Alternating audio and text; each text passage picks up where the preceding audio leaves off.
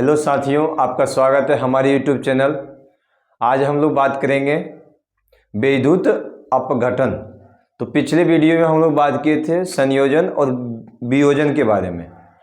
तो दो अभिक्रिया पढ़ लिए थे, आज पढ़ेंगे वैद्युत अपघटन। जानेंगे कि वैद्युत अपघटन क्या है, उसका एग्जाम्पल, और आगे एकल विस्थापन अभिक्रिया जानेंगे। तो चलते हैं। वैद्युत अपघटन कहते हैं किसको? तो बोल सकते हैं सिंपल भाषा में, जब धातु ऑक्साइड को विद्युत धारा प्रवाहित करने पर धातु कैथोड पर मुक्त होती है और वो धातु एनोड पर मुक्त होती है। तो इस प्रकार के अभिक्रिया को बोलेंगे कि ये वैद्युत अपघटन हो रहा है। जैसे जल का वैद्युत अपघटन कहलाते हैं। तो H2 और O2 H2 और O2 में बट जाता है। तो इसी और अगला एग्जांपल ले लेते हैं हम लोग सोडियम क्लोराइड का।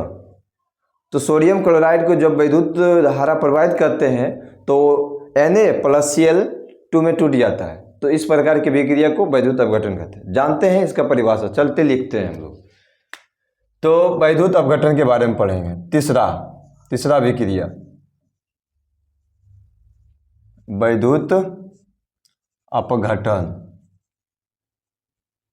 वैद्युत अपघटन। इस अभिक्रिया में होता है धातु के ऑक्साइड, ऐसे बोल सकते हैं, जब धातु के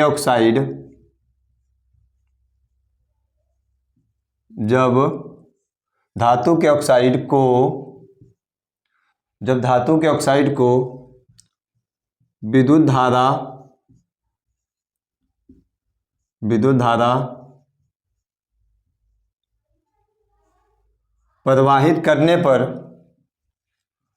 प्रवाहित करने पर धातु कैथोड पर तथा वो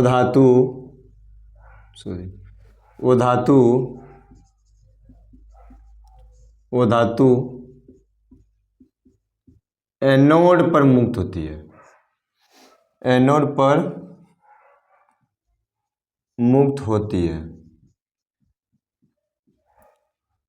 तो हम बोलेंगे, तो इस प्रकार के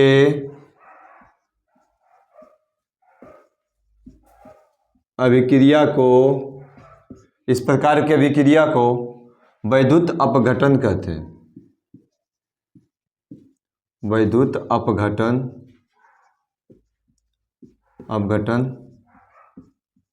कहते हैं। तो इसका परिभाषा ये हुआ। तो इसका परिभाषा हम बोल सकते हैं, जब धातु के ऑक्साइड को जब विद्युत धारा प्रवाहित करने पर धातु कैथोड पर और धातु एनोड पर मुक्त होती है। तो इस प्रकार के अभिक्रिया को वैद्युत अपघटन अभिक्रिया कहते हैं। तो इसका एग्जाम्पल हम लोग जानेंगे। एग्जाम्पल सोडियम क्लोराइड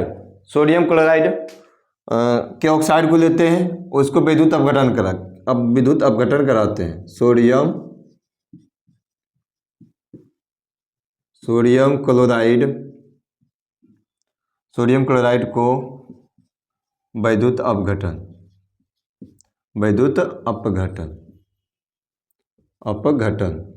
तो इसका लैंग्वेज बोल सकते हैं, जब सोडियम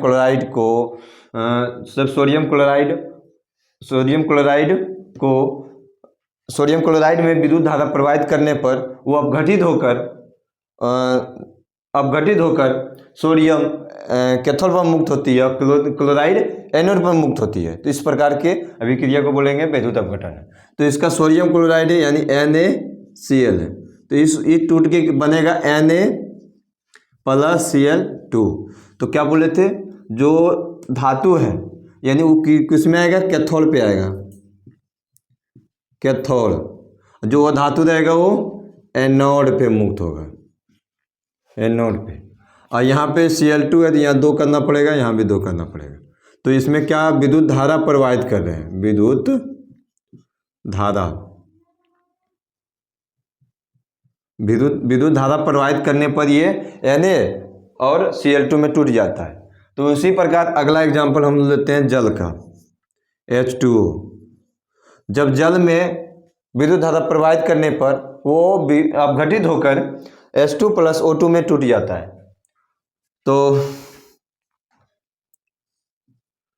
तो ये बन जाएगा H2 + O2। तो इधर वाला बोलेंगे ये कैथोड पे मुक्त होगा और ये एनोड पे मुक्त होगा, ये एनोड पे मुक्त होगा। ये प्लस चार्ज देता है, माइनस भी चार्ज देता है, तो इसको अवारा तत्व बोलते हैं। यहाँ प्लस मानेंगे इसको। तो ये एक कैथोड पे मुक्त होगा और O2 एनोड पे मुक्त होगा। ये जल है। तो इसका एग्जाम्पल हम लोग देख लिए हैं। तो आगे हम लोग पढ़ेंगे। और एक चीज़ है, इसका उपयोग हम लोग करते हैं, वैद्युत अपघटन का उपयोग करते हैं। लिख देंगे यहाँ, वैद्युत अपघटन का उपयोग धातु के निष्कर्षण में, धातु के निष्कर्षण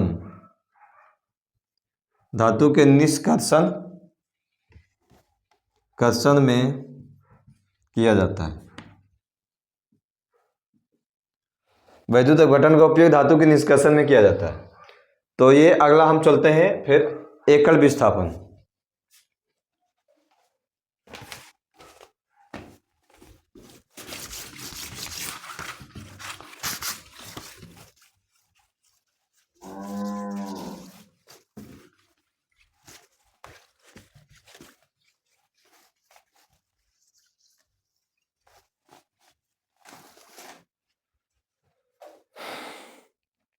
बोलेंगे इसमें एकल विस्थापन का आप जानेंगे।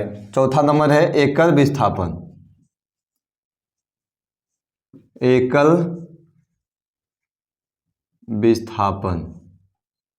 एकल विस्थापन सिंगल डिस्प्लेसमेंट रिएक्शन।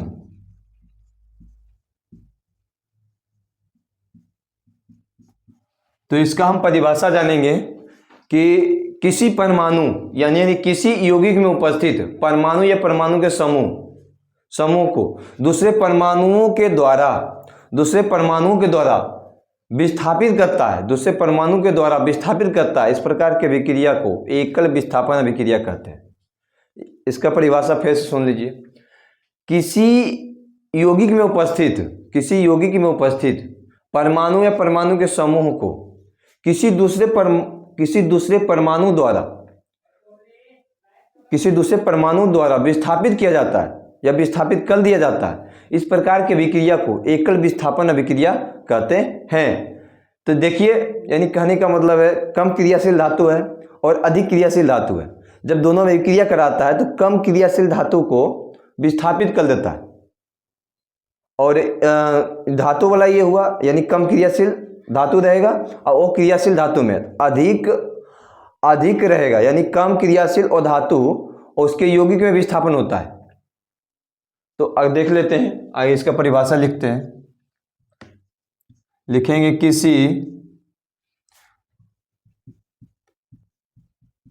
किसी यौगिक में उपस्थित परमाणु या परमाणु के समूह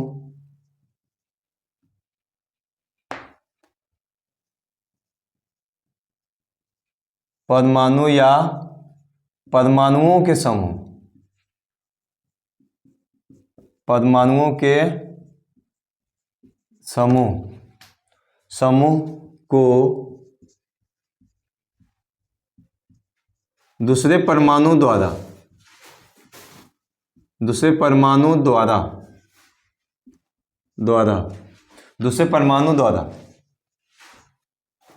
विस्थापित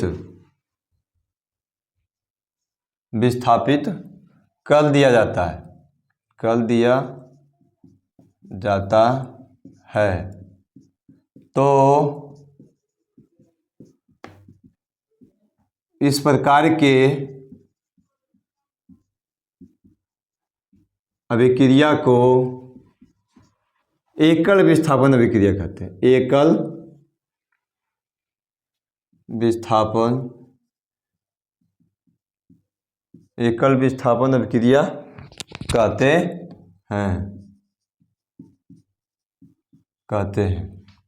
तो ये इसका हो गया किसी यौगिक में उपस्थित परमाणु या परमाणु के समूह को किसी दूसरे परमाणु के द्वारा विस्थापित कर दिया जाता है, माने अलग कर दिया जाता है। तो इस प्रकार की अभिक्रिया को एकल विस्थापन अभिक्रिया कहते हैं। यानी कि कम क्रियाशील धातु है, यानी कहने का मतलब है जब एक लोहा है यानी Fe है, इसको अभिक्रिया करा रहे हैं हम, एक लोहे के कील को यानी कॉपर सल्फेट से अभिक्रिया कराते हैं, यानी कॉपर सल्फेट से कराते हैं, कॉपर सल्फेट यानी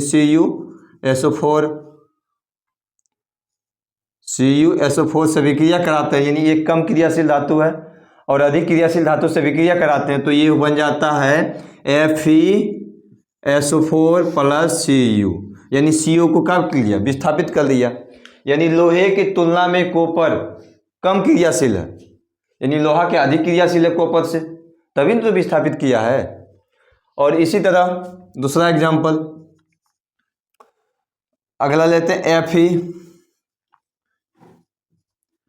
प्लस ZnSO4, तो इसको अभिक्रिया कराएंगे तो बन जाएगा FeSO4 प्लस Zn, यानी कि आयरन जो है जिंक से अधिक क्रियाशील है, तभी तो विस्थापित किया है।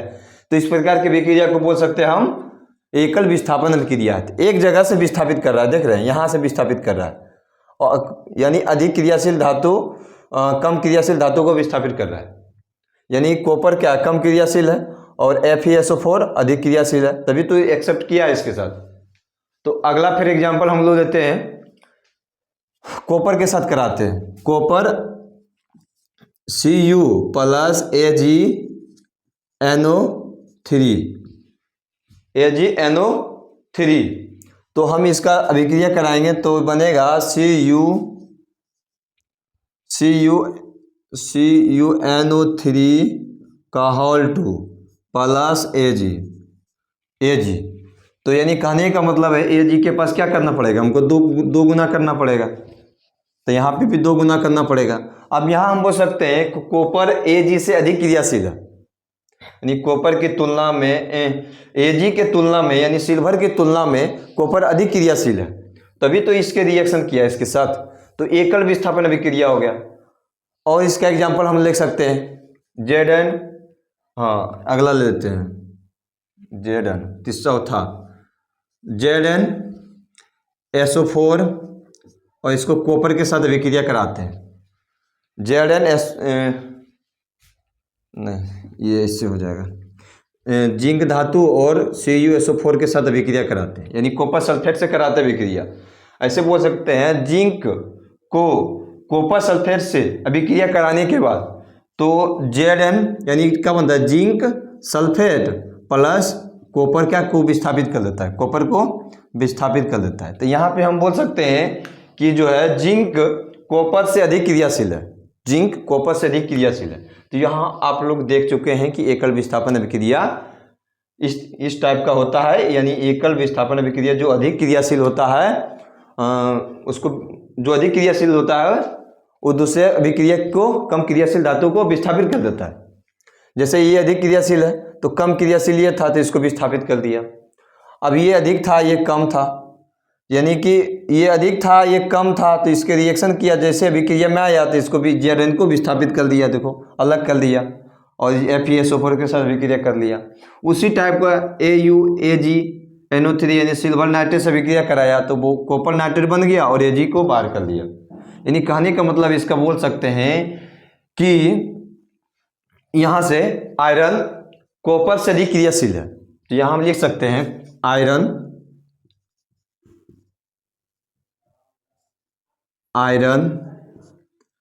कॉपर से अधिक क्रियाशील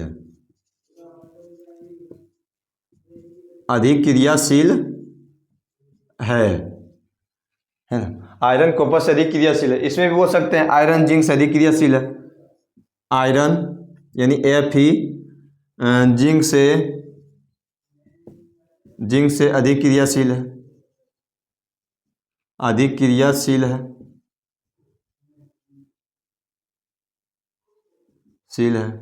और इसमें भी बोल सकते हैं कि कॉपर सिल्वर से अधिक क्रियाशील है। कॉपर ये जी यानी सिल्वर से अधिक क्रियाशील है, अधिक क्रियाशील है। तो उसी टाइप को यहाँ भी बोल सकते हैं, जिंक कॉपर से अधिक क्रियाशील है, जिंक कॉपर से अधिक क्रियाशील है, जिंक कॉपर से अधिक क्रियाशील है।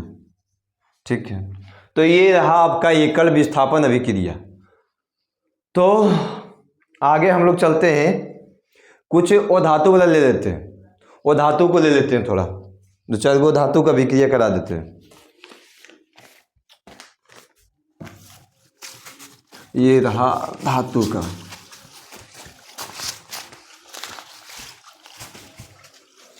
जैसे देखो अधातु वाला,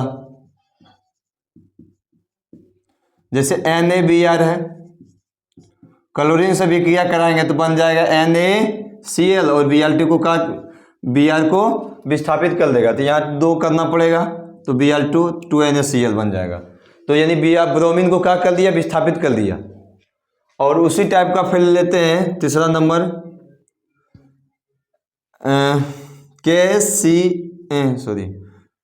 KBr, इसको अभिक्रिया करेंगे क्लोरीन से, ये विस्थापित कर देगा, बन जाएगा ये KCl प्लस Br2 को विस्थापित कर दिया, तो यहाँ 2 कर देंगे, यहाँ भी 2 कर देंगे। तो इस प्रकार के अभिक्रिया बोल देंगे ये एकल विस्थापन अभिक्रिया है। तो अगला हम लोग चलते हैं, छोड़ देते हैं यहीं तक ही, क्या मिनट का हुआ, 17।